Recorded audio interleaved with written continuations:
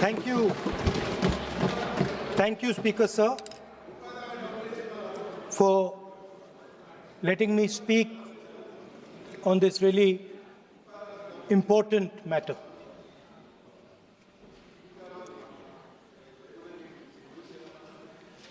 Speaker, sir, have you ever wondered why Mahatma Gandhi laid such emphasis on khadi? Why was it that he framed the entire Indian freedom struggle around the concept of khadi? And why is it that he only wore khadi? Because khadi is not just a cloth. Khadi is the expression of the people of India. It is the imagination, it is the sentiment, it is the productive force of the people of Aaj pehnaun khadi. It is the expression of the people of India. Speaker, sir, whichever state you go to, you will find different fabrics. There's the Himachali cap, Assamese gamcha, Banarsi sari, Kanchipuram sari, Naga jacket, and you will find that all these fabrics represent the people. When the people of Assam give you the gamcha, they're not just giving you a piece of cloth. They're giving you an expression. They're giving you a piece of their history, their tradition, their future, their imagination.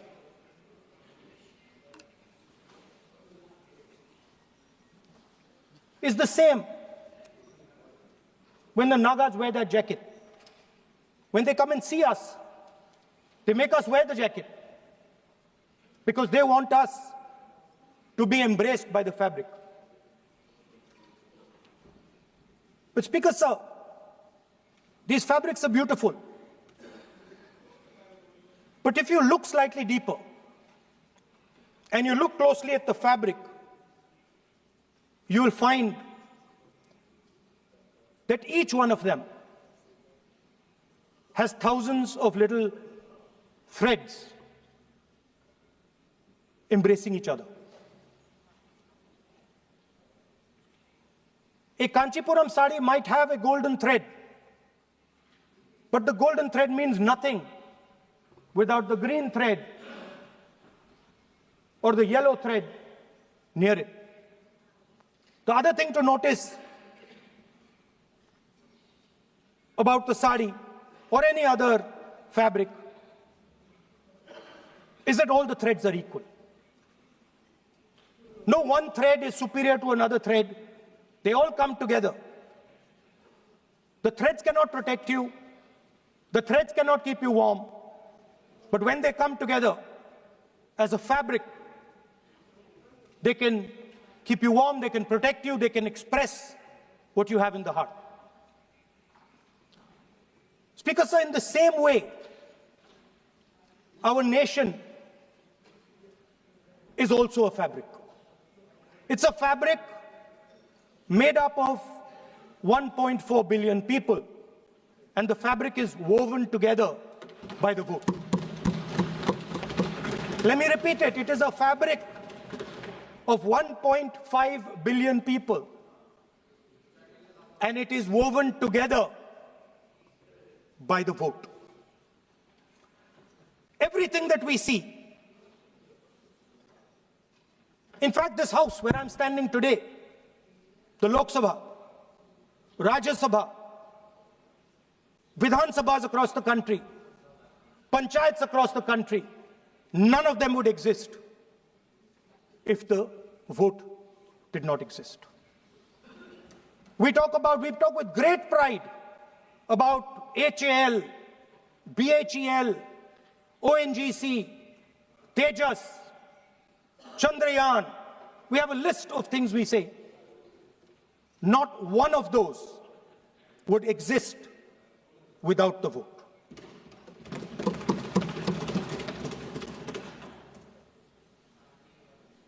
Speaker, sir, it is the idea that every thread, every person in the Union of India is equal that disturbs my friends in the RSS. They are happy to see the fabric, but they cannot stand the idea that every single person in the fabric of our country, regardless of what religion they come from, regardless of what community they come from, regardless of what language they speak, should be equal. Because they fundamentally do not believe in equality. They believe in a hierarchy, and they believe that they should be on top of that hierarchy. Speaker, sir, on the 30th of January, 1948, 3 bullets pierced the chest of Mahatma Gandhi. Nathuram Godse assassinated the father of our nation. Today, our friends do not embrace him. Today, our friends have pushed him away. He's an uncomfortable truth. But that's not where the project ended. You see, as I said, everything has emerged from the vote. All the institutions have emerged from the vote. So it's obvious that the RSS has to capture all the institutions that have emerged from the vote. So the project, after Gandhiji's assassination, the next step of the project was the wholesale capture of India's institutional framework.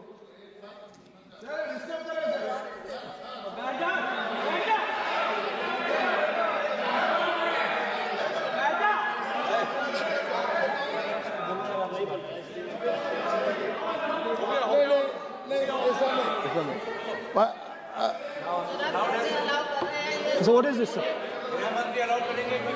Sir, अभी नहीं पहना हुआ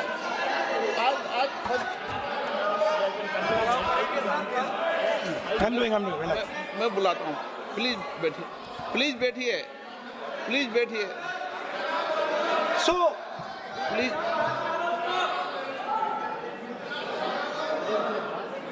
sir, आप बोले पर हाथ मत जोड़े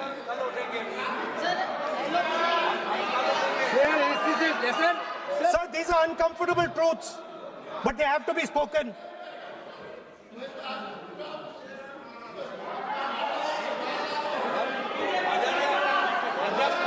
कितना खादी पहनते थे थोड़ा बता दे So these are uncomfortable truths, but they have to be spoken. My friends don't like the connections I'm making. They're disturbed by them. It's obvious. Speaker, sir, so after the father of the nation was assassinated, his vision of an equal India, of an India where institutions belong to the people, had to be destroyed. And so the process started, and the RSS attempted to capture one institution after the other. And I will give some examples so that it is crystal clear that this is the case. Everybody knows how vice chancellors are placed on top of Indian universities today. Every single person knows this. You go to any university, you speak to any youngster in India, he will tell you that it does not matter whether the professor has qualifications. It does not matter whether the professor has a scientific temperament. The only thing that matters is the professor belongs. माननीय सदस्य, एक minute, माननीय सदस्य, चुनाव सुधारों पर चर्चा हो रही है। सर, ये मैं उसी पे कर रहा हूँ। आप किसी भी संगठन का नाम जो इस हाउस में उसका नाम ले। एलओपी है तो इसका मतलब ये नहीं है। एलओपी का मतलब नहीं, आप जनरल बात बोलो। आप राष्ट्रपति भाषण में बोलिए जनरल बात। सर, हम लोग सुनना चाहते हैं। सर, स्पीकर सर, हम लोग सुनेंगे शांति से। हम लोग शांति से सुनना चाहते हैं। और ये आप लोग सुनिए ना, क्या कहना चाहते हैं? धमकी देंगे आप? हम लोग सुनने के लिए बैठा है। अभी तक नेता प्रतिपक्ष एक शब्द चुनाव सुधार पे अभी तक आया ही नहीं है। संसदीय कार्य मंत्री बोल रहे हैं। मैं स्पीकर का परमिशन से ही बोल रहा हूँ। हम सुनने के लिए बैठे हैं। अरे हम सुनने के लिए बैठे हैं। नेता प्रतिपक्ष चुनाव सुधार के लिए जो सुझाव देंगे, सुनने के लिए तो हम बैठे हैं। लेकिन चुनाव सुधार को नहीं बोलते हुए कहा जो इस सदन से कोई वास्ता नहीं, जो संगठन उसका कहानी किसी और का बोलना, ये कोई उचित नहीं है। समय बहुमूल्य है, समय का मर्यादा भी है। सबका सब यहाँ सुनने के लिए बैठे हैं और ये समय बहुत कीमती है। इसलिए हर एक पल अच्छा शब्दों का कोई अच्छा ज्ञान दे, सुझाव दे, सुनने के लिए हम लोग बैठे हैं। मेरा एक सीमित अनुरोध है नेता प्रतिपक्ष से, आप विषय पर ही रहिए। हम लोग सब बैठे हैं, गृह मंत्री जी भी सुनने के लिए बैठे हैं, लेकिन आप विषय पर नहीं बोलेंगे तो जो विषय तय किया गया है उसका क्या मतलब है? अगर चुनाव सुधार पर ही नहीं बोलेंगे तो फिर इतना समय सबका क्यों बर्बाद करना चाहते हैं नेता प्रतिपक्ष? Should I leave? Then you speak. Should I leave? You speak then. You speak. What is it? You are parliamentary affairs minister. You are a parliamentary affairs minister. You are disturbing the lobby. How can it be? You are a parliamentary affairs minister. You are disturbing the Subject में नहीं आपका lobby. आपका lobby subject में नहीं, ये विषय कर रहे हैं। The discussion. One second. The discussion is about the vote and electoral. The discussion is about the vote. एक मिनट। सर, मुझे बोलने दीजिए।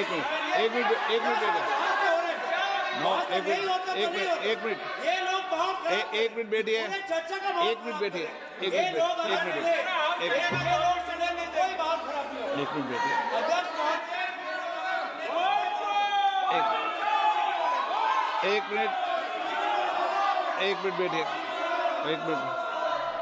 माननीय सदस्य, मैं बैठे बैठे अनऑफिशियली बोल रहे हैं, उस विषय बोल रहे हैं। सदन की गरिमा को बनाए रखें। आसन को चुनौती देने का प्रयास मत करिए, ये ठीक नहीं है। Speaker sir, I want to make it very clear. Please. Speaker sir, I want to make it very clear. The discussion is about votes. The discussion is about the stealing of votes. The discussion is about the SIR, and I am framing my discussion about votes. Yes. And what is happening here is patently unfair. I am not being allowed to speak. I am being disturbed, and I put my protest here. I have done absolutely nothing wrong. I am talking about the subject. In order to capture the vote, you have to capture institutions. I am saying that institutions of India are captured, and I will come to the point, which is Election Commission is captured.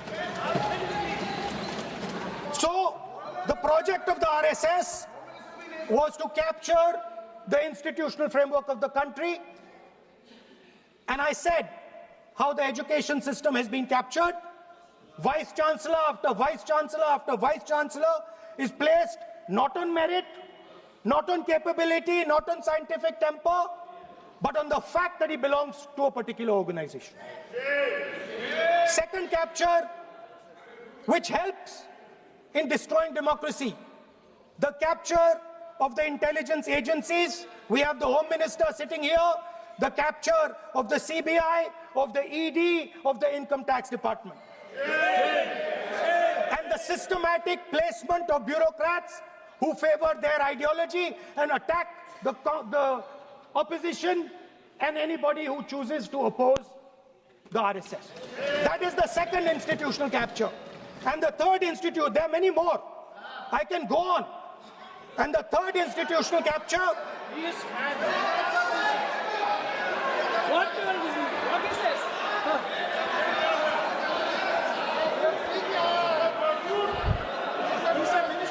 मानिए please मानिए. Yes, become sonite.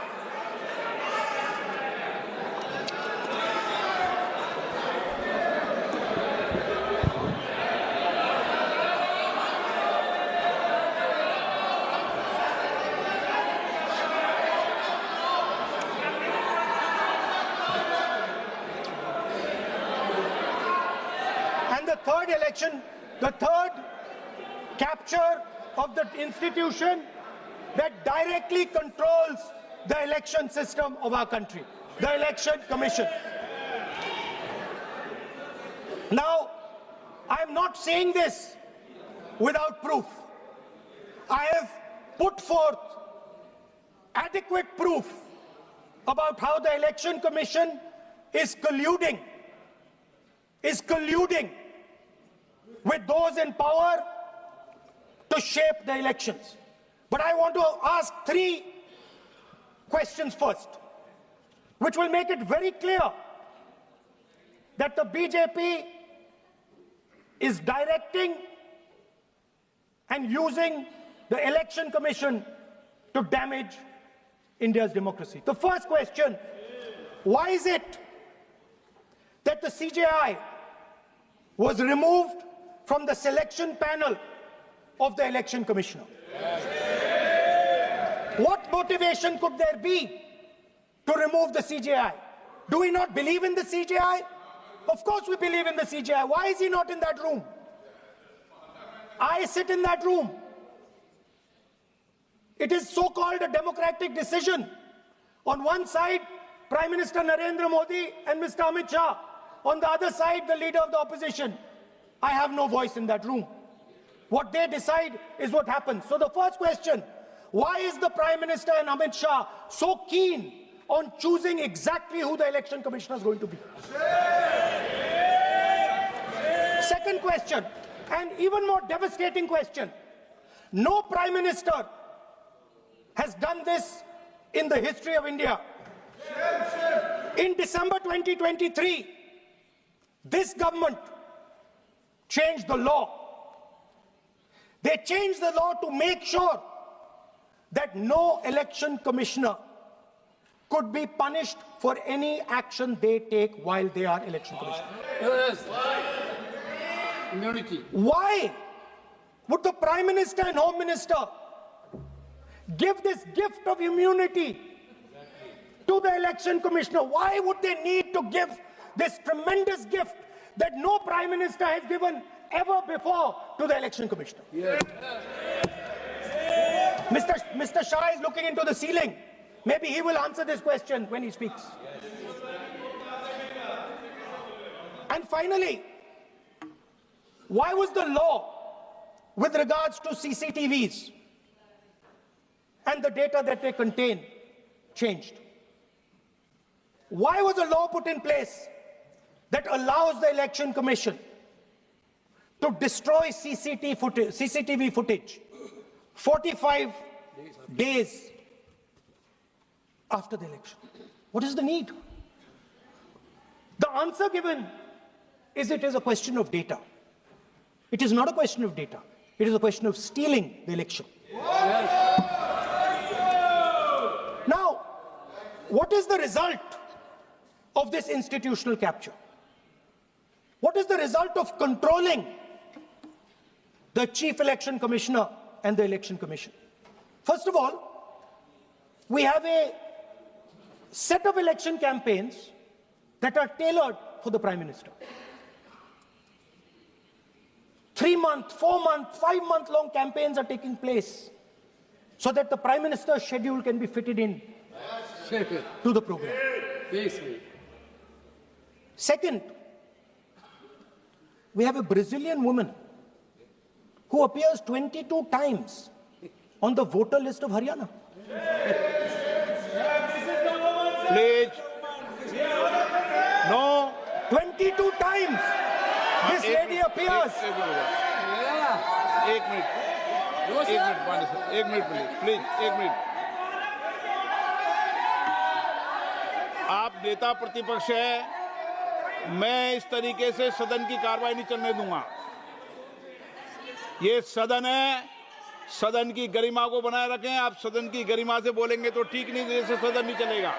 No, गलत तरीका है आपका, नहीं होगा। आप ले रहिए, आप ले रहिए। नहीं, माननीय प्रतिपक्ष के नेता, आप पहले अपने सदस्यों को समझाइए। नहीं चलेगा, नहीं, ठीक नहीं है। नो, नहीं, बिल्कुल नहीं चलेगा। अगर आप सर माननीय प्रतिपक्ष के नेता, आप अपने सदस्यों को गरिमा समझाइए। सर, बट ये तरीका आप इतने सालों तक यहाँ पर हैं, ये तरीका उचित है क्या? सर, विरोध का तरीका होता है, लेकिन ये उचित तरीका नहीं है। तरीका इधर भी हो। नो, उधर का तरीका क्या है सर? नो, सबका तरीका उधर से होगा, उधर से भी बोलेंगे, इधर से बोलेंगे, सब जगह से बोलेंगे। Speaker sir, I don't agree with the showing of photographs here, but it is a reflection of our democratic structure. This is what is happening in our democracy, that you're not allowing us to show. This Brazilian woman has appeared 22 times on the voter list in Haryana. And not only that, there is one woman whose name has appeared 200 times, more than 200 times in one booth in Haryana. And it is very clear, and I have proven without doubt, that the election of Haryana was stolen and the theft was ensured by the Election Commission of India. I've said it again and again and again. Now, nowhere has the Election Commission answered my questions. The Election Commission has not told me why this lady's picture has appeared on the polling list. They have not told me why lakhs and lakhs of duplicate voters are existing. They have not told me why a BJP leader is coming from Uttar Pradesh to vote in Haryana. These are straightforward questions. And there is clear proof which I have put in front of the country. Right? But the Election Commission has no answer to these questions. And that is the result of the complete capture of the Election Commission by the people across the aisle. By the way, you're talking about SIR in Bihar. Let me say something about SIR in Bihar. Why is it that after the SIR in Bihar, 1.2 lakh duplicate photos are existing in Bihar, in the voting list? If you've cleaned up the voting list, why are there 1.2 lakh duplicates in Bihar? And we've not just proven this about Haryana. We have proven this in Karnataka, we have proven this in Maharashtra, and I'm absolutely certain this is how you're winning elections in Madhya Pradesh, in Uttar Pradesh, in Bihar, across the country. Now, so what I'm putting on the table is, it is very clear that you've captured the institution. I've shown the mechanism of that capture. I'm also showing you how the Election Commission is doing things that are completely out of line. I'm not getting any answers. Right? So now, let us come to how, when we are talking about electoral reform. Electoral reform is very simple. The point is, nobody wants to do it. The government doesn't want to do it.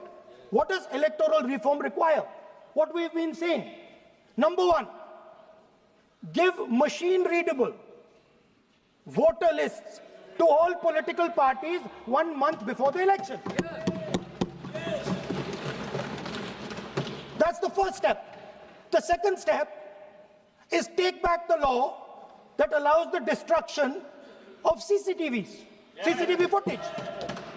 Very simple, not difficult. While you're doing that, also tell us what is the architecture of the EVM. Give us access to the EVM. Let our experts go and see what is inside the EVM.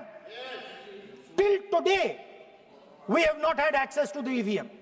We are not shown the architecture of the EVM. We're not physically allowed to go and see an EVM.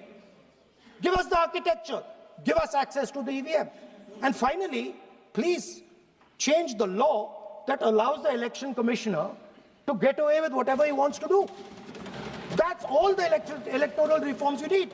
And I want to assure the election commissioner that they might be under the impression that this law lets them get away with it. Let me remind them, don't worry, we are going to change the law, and we are going to change it retroactively, and we are going to come and find you. Right? So this is the situation that the country is faced with. You know, everybody says to us, India is the biggest democracy. Actually, I was thinking today, we're not just the biggest democracy, we're the greatest democracy. And I'm not saying it just like that. I'm saying it, America calls itself the oldest democracy. But the democracy that weaves together the largest number of people, the largest diversity of people, the largest number of languages, the largest number of states is this. And so our most powerful asset, the thing that stitches together the entire concept of modern India, stitches together the fabric of modern India, brings people together, allows them to build this great nation, is being attacked by these people. They're destroying it. You know they're destroying it. I know they're destroying it, and they know they're destroying it. And I'd like to conclude by saying that the biggest anti-national act you can do is vote chori. There is no bigger anti-national act that you can do than vote chori. Because when you destroy the vote, you destroy the fabric of this country. You destroy modern India, you destroy the idea of India. So I'd like to conclude by saying vote chori is an anti-national act, and those across the aisle are doing an anti-national act. Thank you.